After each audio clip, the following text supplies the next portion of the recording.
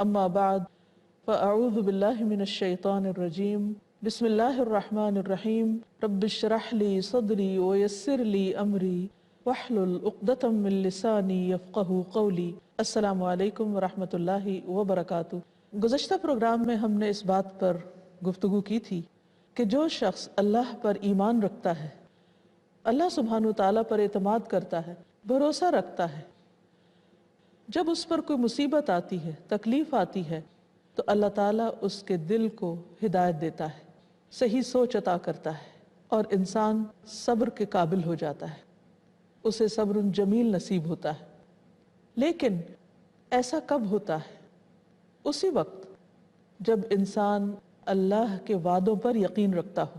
حقیقت یہ ہے کہ اللہ تعالیٰ اپنے بندے سے جو بھی وعدہ کرتا ہے وہ اس کو پورا کرتا ہے، کیونکہ اللہ سبحانہ تعالیٰ سے بڑھ کر کسی کی بات سچی نہیں ہو سکتی، جیسا کہ قرآن مجید میں ایک جگہ پر آتا ہے وَمَنْ أَصْدَقُ مِنَ اللَّهِ قِيلًا، اللہ سے بڑھ کر کس کا قول سچا ہو سکتا ہے۔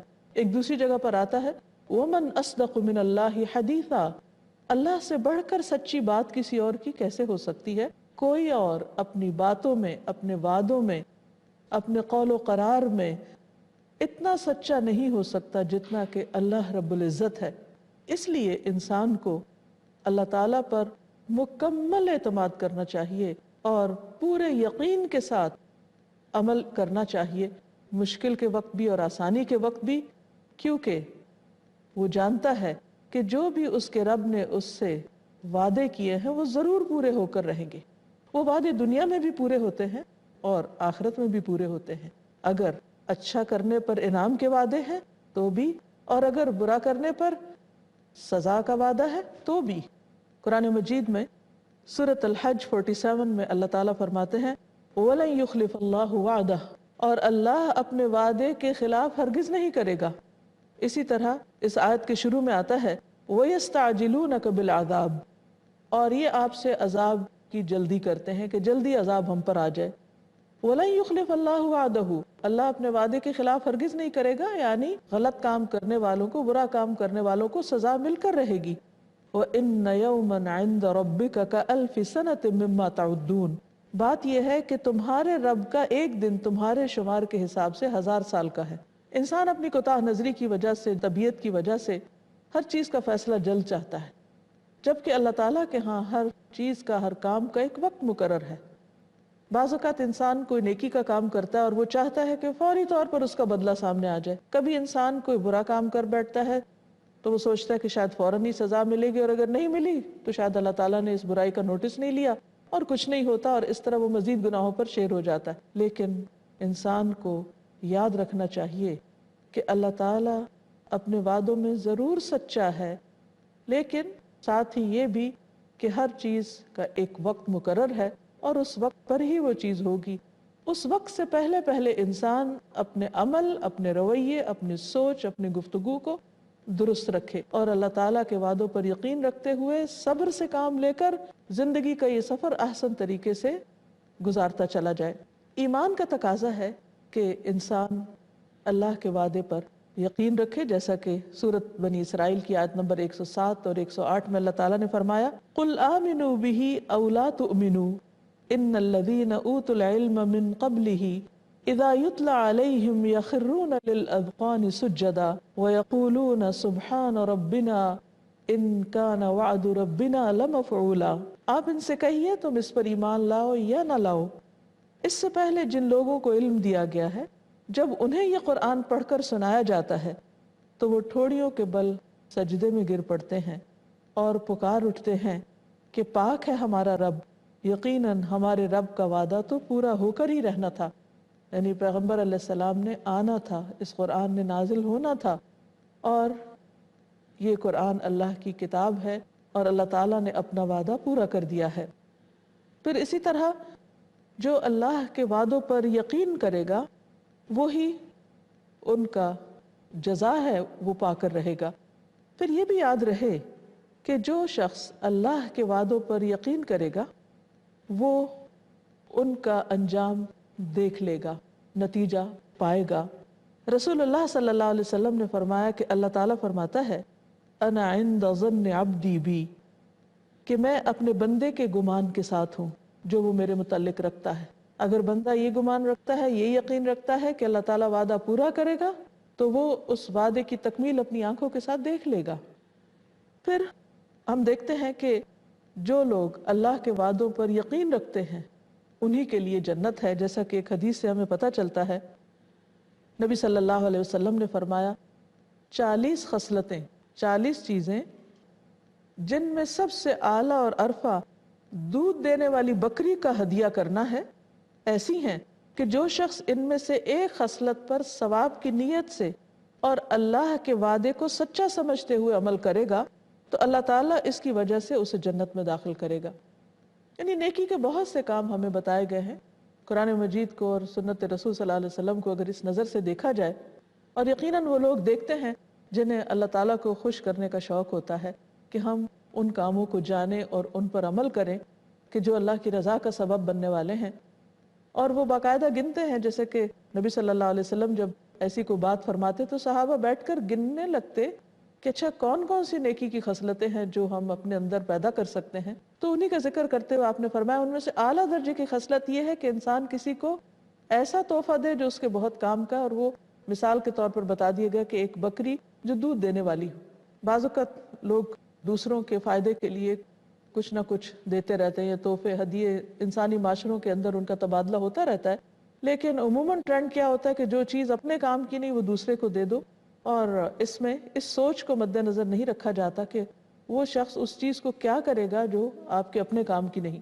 اس لیے نبی صلی اللہ علیہ وسلم نے ان 40 چیزوں پر سب سے اعلیٰ چیز یہ بتائی کہ دودھ دینے والی بکری کسی کو ہدیے میں دینا، یہ سب سے اعلیٰ ترین خصلت ہے۔ اور جو شخص ثواب کی نیت سے اور اللہ کے وعدے پر یقین رکھتے ہوئے کہ اللہ تعالیٰ اس کا بدلہ مجھے ضرور دے گا، وہ ضرور ایسا عمل کرے گا۔ اور ایک حقیقت ہے کہ جیسے قرآن مجید میں آتا ہے کہ لن تنالوا البر حتى تنفقوا مما تحبون، تم ہرگز نیکی کو نہیں پا سکتے جب تک وہ خرچ نہ کرو جس سے تم محبت رکھتے، یعنی اپنی پسندیدہ چیز جب تک اللہ کے راستے میں نہ دو اس وقت تک تم نیک نہیں بن سکتے یا نیکی کے اعلیٰ درجے کو نہیں پہنچ سکتے۔ اب یہ ایک بہت ہی مشکل کام ہے کہ جس چیز کا انسان اپنی ذات کے لیے حریص ہے وہ کسی اور کو دے دے۔ یہ عمل کس کے لیے آسان ہو سکتا ہے؟ اسی شخص کے لیے آسان ہوگا جس کو اللہ کے وعدے پر یقین ہوگا کہ اللہ تعالیٰ اس کے اجر کو کئی گنا بڑھا چڑھا کر اس کو واپس لوٹائے گا۔ جیسے کہ اللہ تعالیٰ نے قرآن مجید میں فرمایا کہ من ذا الذی یقرض اللہ قرضا حسنا فیضاعفہ لہ اضعافا کثیرہ، کون ہے جو اللہ کو قرض حسنہ دے تو اللہ تعالیٰ اس کو کئی گنا بڑھا کر واپس کرے۔ اب یہ اللہ تعالیٰ نے ایک آفر دی ہے، کون ہے جو ایسا کرے گا اور اس کو اس کی بہترین جزا دی جائے گی اور کئی گنا زیادہ دی جائے گی۔ تو وہی شخص آگے بڑھے گا اس آیت پر عمل کرنے کے لیے جس کو یقین ہوگا کہ اللہ تعالیٰ نے جو بات فرمائی ہے وہ بالکل سچی ہے، اور اگر میں اللہ کی رضا کے لیے اللہ کے حکم پر عمل کروں گا تو مجھے اس کی جزا یقیناً لازماً مل کر رہے گی۔ تو ایسے شخص کے لیے پھر عمل کرنا کچھ مشکل نہیں ہوتا۔ ایسا انسان بڑے سے بڑی مشکل اور تکلیف اٹھا کر بھی اللہ کو راضی کرنے کے کام کر گزرتا ہے، خواہ اس میں بسا اوقات اس کو اپنی جان ہی کیوں نہ قربان کرنی پڑے۔ اللہ سبحانہ و تعالیٰ نے موسیٰ علیہ السلام کی والدہ سے 2 وعدے کیے تھے، ایک تو یہ کہ تمہارا بچہ ہم واپس لائیں گے، دوسرا یہ کہ اس کو ہم پیغمبر بنائیں گے۔ اور ان وعدوں کی تکمیل سے پہلے اللہ تعالیٰ نے ان کے اوپر ایک امتحان ڈالا تھا کہ تم اپنے بچے کو ٹوکری میں ڈال کر دریا میں بہا دو۔ یہ فیصلہ ایک بہت مشکل اور کٹھن فیصلہ تھا کہ موسیٰ اپنے بچے کو دریا میں بہا دیں۔ کسی بھی ماں کے لیے ایسی سوچ بھی دل کو ہلا دینے کے لیے کافی ہے، کہاں یہ کہ عملی طور پر وہ ایسا کرے۔ تو ہم دیکھتے ہیں کہ اللہ تعالیٰ کے وعدے پر یقین کرتے ہوئے موسیٰ علیہ السلام کی والدہ نے اللہ تعالیٰ کے اس حکم کی تعمیل کی اور بچے کو اللہ کے حکم کے مطابق دریا کی نظر کر دیا۔ قرآن مجید میں سورۃ القصص آیت 13 میں اللہ تعالیٰ فرماتے ہیں فَرَدَدْنَاهُ إِلَىٰ أُمِّهِ كَيْ تَقَرَّ عَيْنُهَا وَلَا تَحْزَنْ وَلِتَعْلَمَ أَنَّ وَعْدَ اللَّهِ حَقٌّ وَلَكِنَّ أَكْثَرَهُمْ لَا يَعْلَمُونَ۔ چنانچہ اس طرح ہم نے موسیٰ علیہ السلام کو اس کی والدہ ہی کی طرف لوٹا دیا، جیسا کہ اللہ نے وعدہ کیا تھا کہ اللہ تعالیٰ لوٹائے گا، تاکہ وہ اپنی آنکھ ٹھنڈی کرے اور غمزدہ نہ رہے اور یہ جان لے کہ اللہ کا وعدہ سچا ہے۔ اور اللہ نے اپنا وعدہ پورا کر دیا۔ اکثر لوگ یہ بات جانتے نہیں، بعض اوقات انفارمیشن کی حد تک تو جانتے ہیں کہ اللہ تعالیٰ اپنے وعدوں میں سچا ہے، لیکن جب عمل کا وقت آتا ہے تو عمل میں پیچھے رہ جاتے ہیں، سستی کر جاتے ہیں، یقین نہیں ہوتا۔ تو انسان کے عمل میں بہتری اور خوبصورتی اسی درجے کی ہوتی ہے جس درجے کا اس کے ایمان کا لیول ہوتا ہے، یا یقین کا کہ اللہ تعالیٰ نے اس عمل پر مجھ سے جس جزا کا وعدہ کیا ہے وہ ایسا ہی ہے جیسے بتایا گیا ہے۔ بلکہ بعض اوقات تو اللہ تعالیٰ نے جو وعدے کیے ہیں وہ انسان سے مخفی رکھے۔ مثلا روزے کے بارے میں اللہ تعالیٰ فرماتے ہیں الصوم لی وانا اجزی بہ، روزہ میرے لیے ہے اور میں خود اس کی جزا دوں گا۔ کیا جزا ہوگی، کتنی ہوگی، بتایا نہیں۔ اب روزہ ایک خفیہ عبادت ہے، کوئی شخص روزے سے ہے یا نہیں کوئی دوسرا نہیں جانتا۔ اب وہ چیز جو انسان سب سے چھپ کر روزہ توڑ بھی سکتا ہے، لیکن صرف اس بھروسے پر کہ اللہ دیکھ رہا ہے اور وہ اس کی جزا دے گا، وہ کبھی ایسا نہیں کرے گا، اور وہ خوشی خوشی روزہ رکھتا ہے اور خوشی خوشی اللہ کے حکم کے مطابق افطار کرتا ہے۔ یہ سب کچھ کیسے ممکن ہے؟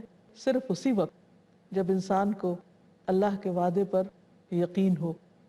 اس سلسلے میں ام موسیٰ کا واقعہ ہمارے سامنے ہے، جہاں ایک طرف خوشخبریاں ہیں، وہاں دوسری طرف اللہ تعالیٰ نے بعض اقوام کو عذاب کی دھمکی بھی دی، اور قرآن مجید سے ہمیں پتہ چلتا ہے کہ ایسا ہو کر رہا، جو اللہ تعالیٰ نے فرمایا ویسا اس قوم نے عذاب دیکھا۔ جیسے ہم دیکھتے ہیں کہ قوم سمود کو ایک مہلت دی گئی تھی، اور 3 دن کی مہلت کے بعد عذاب کی بات تھی، اور وہ ایسا ہی ہوا۔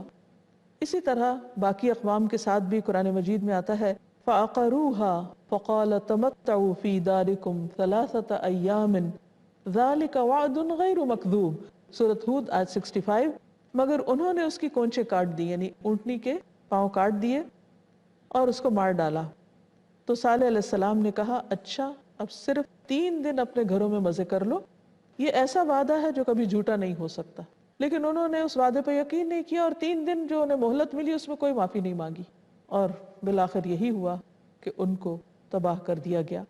اسی طرح ہم دیکھتے ہیں کہ اللہ تعالیٰ نے بعض پیغمبروں کے ساتھ بھی کچھ وعدے کیے ہیں، اور اللہ تعالیٰ ان وعدوں کو پورا کرے گا۔ جیسے نبی صلی اللہ علیہ وسلم سے ان کی امت کے بارے میں بخشش اور رحمت کا جو وعدہ کیا ہے، اسی طرح ابراہیم علیہ السلام سے یہ وعدہ کیا جب انہوں نے دعا مانگی کہ یا رب مجھے قیامت کے دن رسوا نہ کرنا، تو یہ رسوائی ابراہیم علیہ السلام کے لیے ان کے باپ کے ایمان نہ لانے کی وجہ سے ان کے اندیشے کے طور پر تھی۔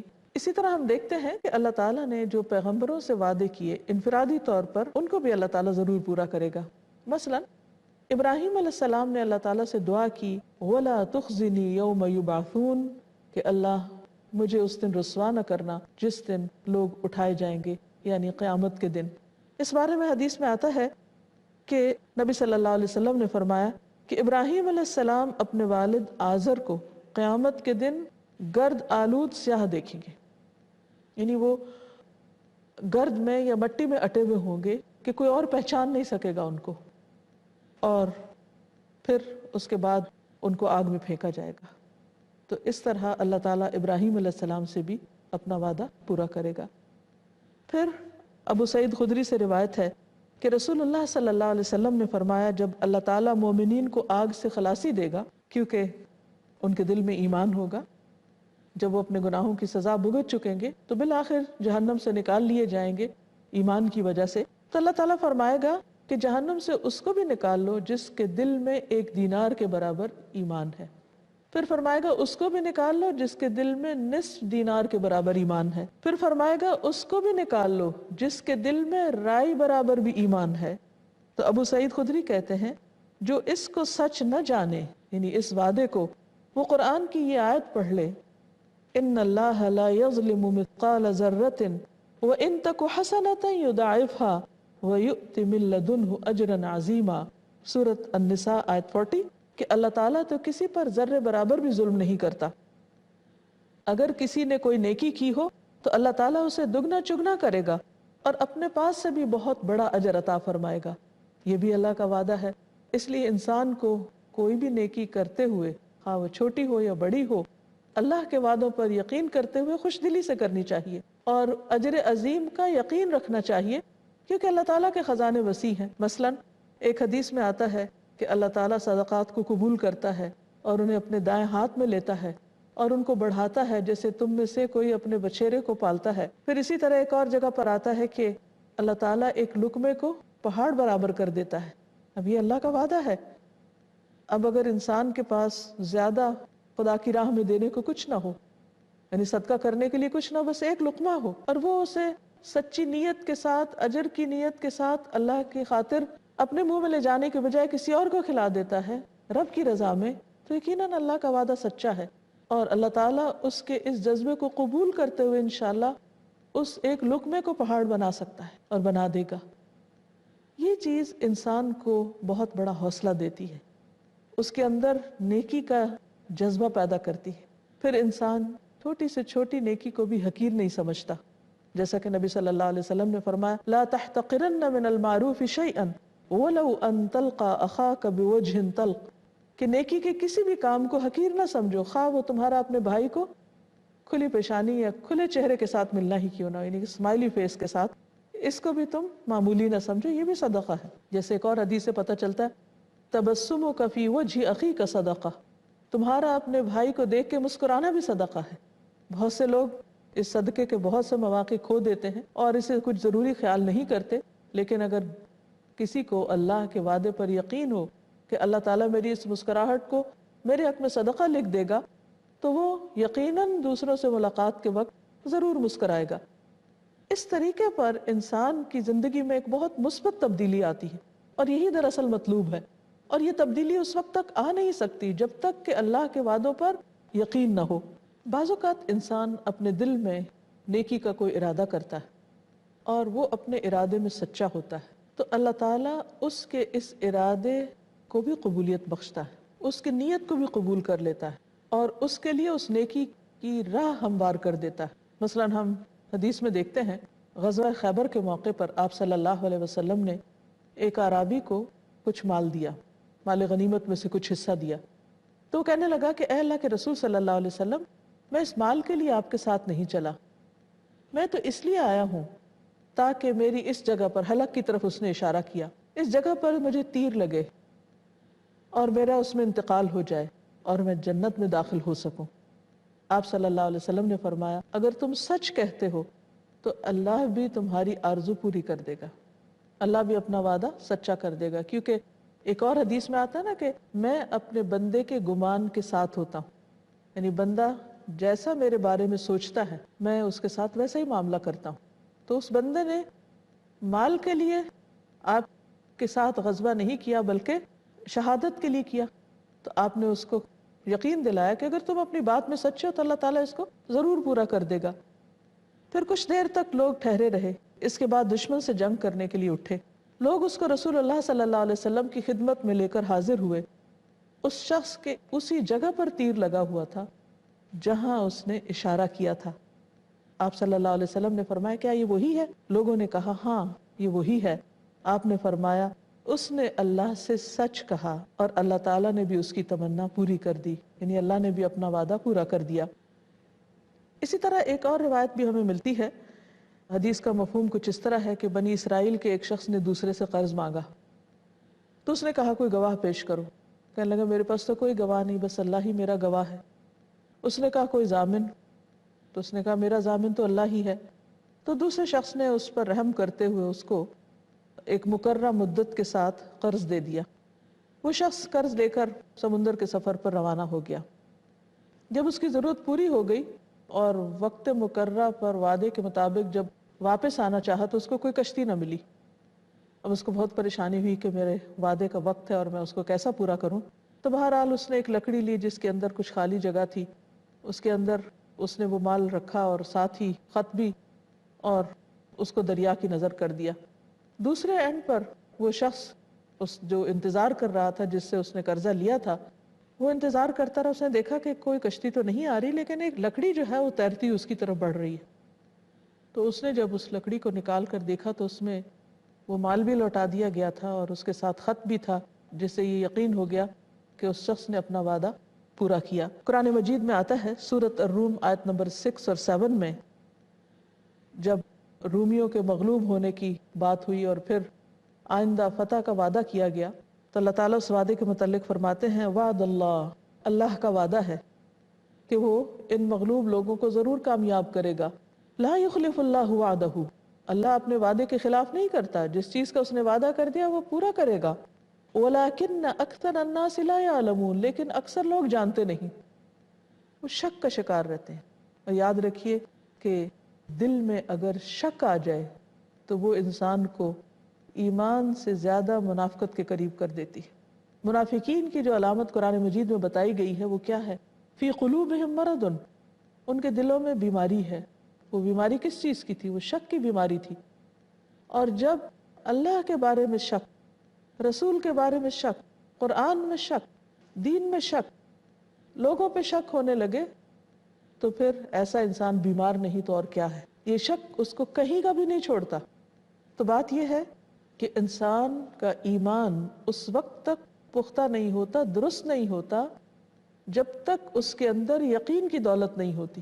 اس کا عمل بھی درست نہیں ہو سکتا جب تک دل کے اندر سے شک نہیں نکلتا۔